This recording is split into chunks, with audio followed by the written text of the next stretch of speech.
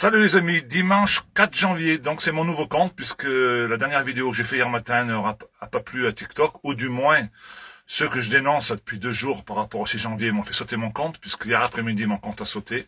C'est bien dommage puisque ça faisait 2 ans que je l'avais créé, j'arrivais à 100 000 followers, 100 000 abonnés et surtout j'avais plus de 550 vidéos. C'est ainsi. Ça fait chier, mais en même temps, c'est pas bien grave. Hein. Vaut mieux ça qu'un cancer. Tous mes proches vont très très bien. Donc je demande à ce que vous partagiez cette vidéo, bien entendu, et surtout ce compte, pour que on relance la mécanique.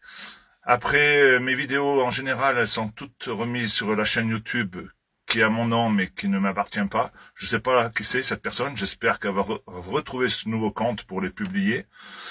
Moi, je suis pas sur les réseaux pour faire du pognon, comme certains. D'ailleurs, ce je trouve vraiment étrange, c'est que pourquoi moi on fait sauter ma chaîne?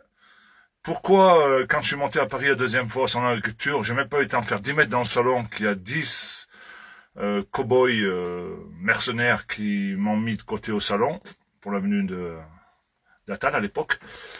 Pourquoi quand je défends l'agriculteur en Dordogne et que j'accuse le président du Mort et la préfète de Dordogne de ne rien avoir fait et d'avoir collaboré ensemble pour enlever les vaches de Serge, ça m'a valu des 9 heures de garde à vue. Pourquoi quand je dénonce les cow-boys de ma commune, je me retrouve en garde à vue? C'est quand même un peu bizarre tout ça. Alors je me pose la question, est-ce que ceux qui ont demandé d'assiéger Paris ont eu les RG qui sont venus chez eux? Est-ce qu'ils ont été interceptés par la police, tout ça? Parce que ça, je trouve ça quand même plus que bizarre. Donc, est-ce que je dérange autant que ça? Je me pose la question, je pense que oui. Répondez-moi, les amis. Parce que les réseaux sociaux, ça a toutes ses limites. Mais je me rends compte qu'il y en a qui en vivent et qui gagnent très très bien leur vie là-dessus. Et qui sont prêts à vous emmener à l'abattoir. Parce qu'ils y sont depuis très longtemps. D'ailleurs, ils vivent grâce à ça. Moi, je vous le dis, je gagne rien du tout. Je gagnais un petit peu sur TikTok au début, mais après, mes vidéos et mon compte a été restreint pour pour avoir sauté hier. Facebook, je suis pas rémunéré. YouTube non plus, puisqu'il ne m'appartient pas la chaîne.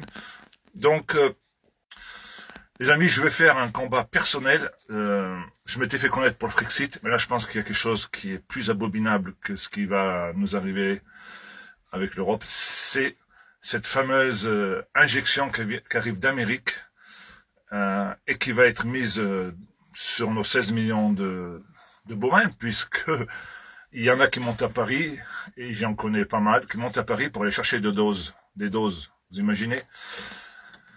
Donc ça, je vais le dénoncer